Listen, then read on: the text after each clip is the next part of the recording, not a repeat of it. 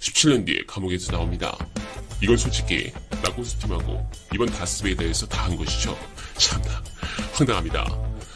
오늘 이 속보를 듣고 제일 먼저 생각난 BGM이 뉴스공장 오프닝이었습니다. 내일 김호준 생각이 너무 기대되는데요. 아니다. 그 뉴욕타임즈 1회 오프닝을 다시 들어야겠네요. 그 검정 넥타이 그리고 편파적이지만 과정은 최대한 객관적이고 공정한 방송을 하겠다는 약속. 오늘 김호준 총수님께서 사치살 많이 드셨으면 좋겠습니다. 그런 부분에서 저는 오늘 봉도사님이 많이 생각납니다. 팟빵으로 전국구 오프닝을 들을 때 가장 행복했습니다. 들어보시죠.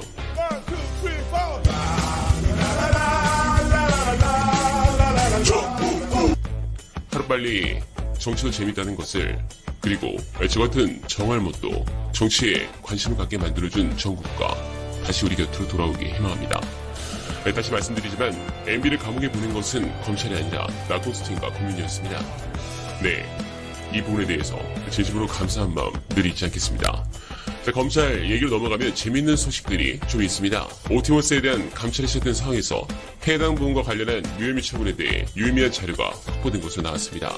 본격적인 윤석열 총장에 대한 감찰은 지금부터 시작이라 볼 수 있는데요. 법무부 감찰관은 전날 서울중앙지검에서 한국방송통신전파진흥원의 2018년 수사 의뢰 사건 처리 기록을 확보했다고 하는데요.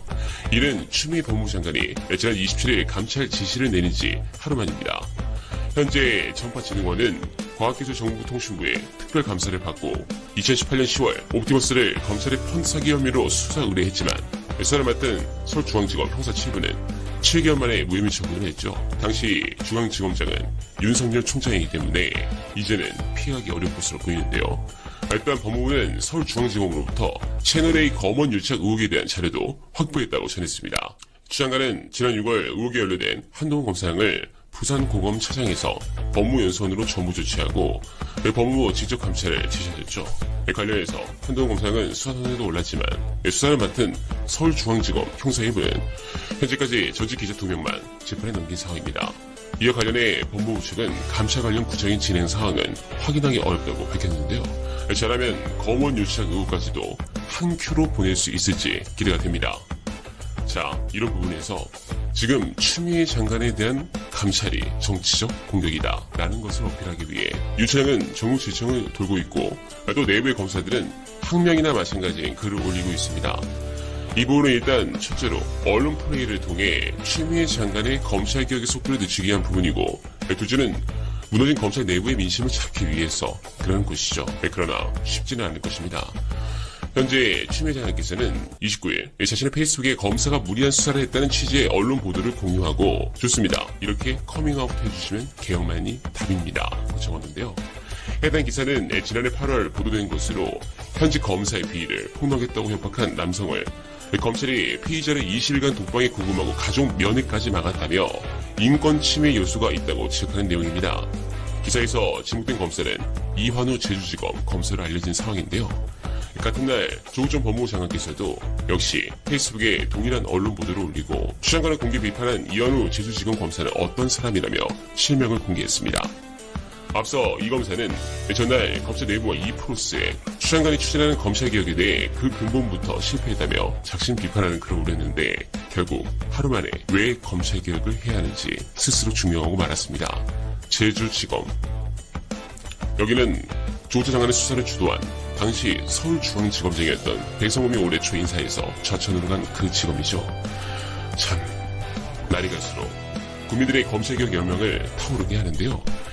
그래도 걱정하지 않는 이유는 김봉현이 왜 폭로를 했을까요? 진짜 검찰개혁을 위해서? 전 아니라고 봅니다. 김봉현 이슈는 공고했던 기득권 권력이 총선 압승으로 균열이 생겼다는 거죠.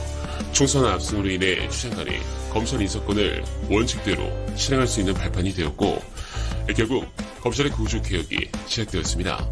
검찰의 힘은 불기소권에 있습니다. 즉 감옥에 가야 할 자들이 안 가는 것이 문제입니다. 그런데 이 부분을 이제 공수처와 검찰 개혁으로 무너뜨리고 있다는 것이 중요합니다. 이 상황에서 김부겸은 기존 구세력인 검찰만 믿다가 자신도 위험할 수 있다는 생각이 들었을 가능성이 높습니다. 결국 총선 압승이 현재 상황을 가져온 거라고 생각됩니다.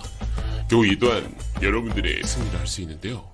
현재 국민의힘은 K-방역 때문에 총선에서 대표했다고 분석하며 백신과 정규청장을 공격해서 대유행을 유도하는 듯한 행동을 하죠. 그런데 이 부분은 틀렸습니다. 방역 때문에 대패했다. 그 말이 성립하려면 문재인 정부 출범 이후 지금까지 국힘당의 정당 지지율이 더불어민주당의 상당기가 앞서거나 최소한 비슷해야 합니다. 그러나 갤럽 기준으로 늘 정당 지지율을 보면 적게는 10%, 많게는 20% 이상까지 차이가 나면서 유지되었죠. 이게 벌써 4년 동안 그랬습니다. 이건요, 국민이 그냥 다 아는 겁니다. 다시 한번 저들이 집권하면 나라가 망하겠구나. 민주당이 조금 마음에 안 들어도 국힘당은 절대 안 되겠구나. 이렇게 생각하는 겁니다. 그러니 조중동과 국힘당이 늘 정치 공세를 이어가고 심지어 경제가 폭망이네 외교 참사네 국방이